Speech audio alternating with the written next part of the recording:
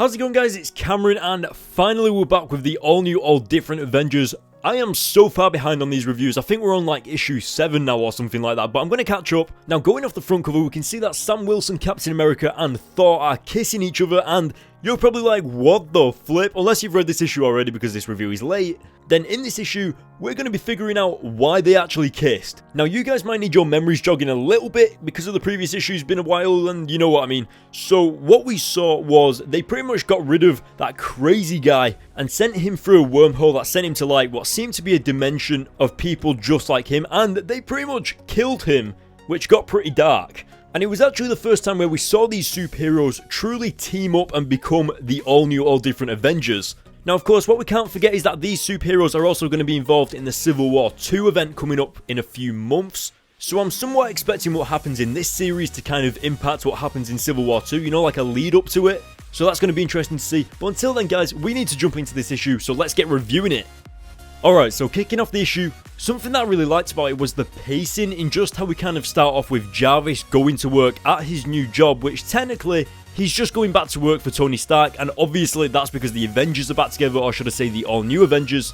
And what I thought was absolutely brilliant about this was it kind of felt like Captain America the Winter Soldier, you know, like where S.H.I.E.L.D. kind of went down and the superheroes like Captain America kind of just had to deal with having normal sorts of communication and wasn't being funded. They didn't have all the awesome technology and everything. Kind of like Avengers Age of Ultron. So I loved it how Jarvis was coming back to this job, and when he got there, it was completely different to what he was used to. And it almost seemed like Jarvis was the entire backbone of this all-new, all-different Avengers team, because it seemed like they were being lazy and they didn't really do anything. But of course, Iron Man is Iron Man, so he's already installed like some security measures and stuff like that, but nothing too fancy. So I think Jarvis is just making sure everyone's in check, and that's awesome.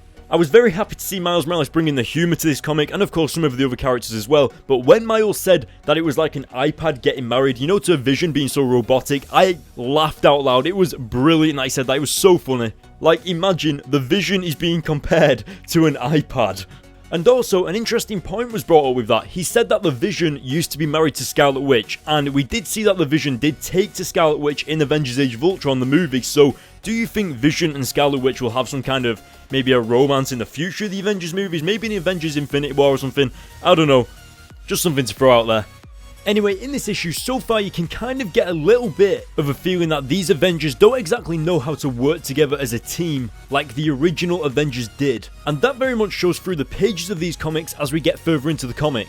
Especially with Thor just kind of leaving the rest of the Avengers and going straight to this tornado, kind of leaving everybody else behind to kind of catch up with her. And of course, the communication between characters is kind of flawed a little bit, especially with the younger ones like Nova, Miles, and Miss Marvel. Whereas with the Vision and Iron Man, they are kind of like the original founding members of the Avengers, so it's kind of like they're looking after children, you know, training younger people, and that's what Jarvis is kind of saying, that they're not exactly a real Avengers team. And I think that's really important because, as I've already said, Jarvis is the one that's always there to kind of point them in the right direction and tell them like what's going on and like what the flaws are and they haven't got any security, etc. Almost like the new Alfred out of Batman v Superman, and I think that's awesome for his character. Now, one of the laugh out moments that I had in this comic, again, was when Miles said how many, and Vision said approximately 37 vehicles, and Miles was just like, oh god, like something tells me he didn't want to know the answer to his question. We also discover the villain causing this tornado, called Cyclone, is a hired gun. In other words, someone's hired him to cause all of this destruction, and I have a feeling that's going to open doors to maybe someone else, someone bigger, maybe another villain in the future of this series, or who knows, maybe even leading up to Civil War 2 coming within the next few months. So you can kind of see that all of these little pieces are being joined together. Like, we've got a new Avengers team, they don't really work that well already, so that kind of sets it already up for Civil War 2 because they already have like conflicts together. And then we've got random destruction by Cyclone from someone who's hired him, and then we've got the public kind of not liking the new Avengers, like they're always asking where the old Avengers are and stuff like that. Especially with Vision, who seems really closed off from the rest of the team. Like, he doesn't seem to communicate as much with them as he did with like the original Avengers team, and it somewhat makes you question whether he actually likes these new characters forming this all new, all different Avengers team. However, something that completely comes out of nowhere, and we're about to get to it right now on the next page, Thor kisses Captain America. And you can just see the look on all the other heroes' faces. They are completely like, what the heck is going on?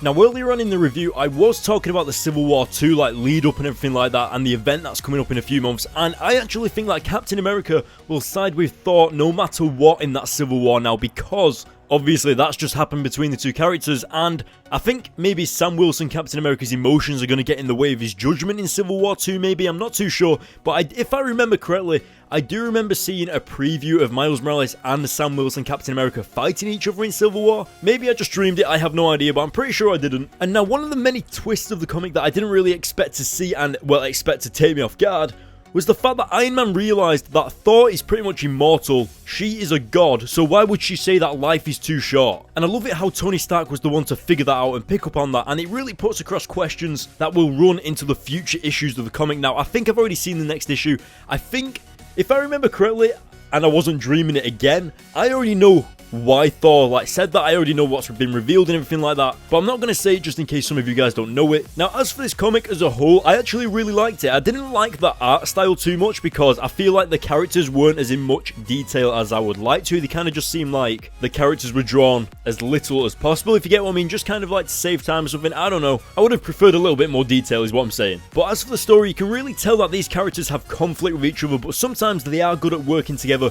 It's almost like Captain America's Civil War. Sure, they can work together, but every now and again they have conflicts, and of course this is going to be running into Civil War 2, so they kind of have to. As for Cyclone, it's going to be interesting to see who actually hired him. I mean, could it have been Regent from the Amazing Spider-Man comics, because we do know that he's returned as well, so maybe we'll see him in Civil War 2, or maybe it could be someone else. I'm also interested to see what's going to happen with the Vision, you know, like, is he going to be expanding as a character, is he going to open up a little bit more, because he seems a little bit too robotic at the minute, as Miles Morales said, so that's going to be interesting to see. But guys, what did you think? Let me know in the comment section below. I'm giving this issue an 8 out of 10. I did give my most recent reviews of Ultimate Spider-Man and The Amazing Spider-Man a 7 out of 10. I don't know why, I feel like maybe I have higher expectations now or something like that, but this was actually really good, so 8 out of 10. Guys, remember, I strongly advise you to follow me on Twitter because I always retweet things that I haven't got on my Facebook page yet, and of course, you can always stay up to date on my videos.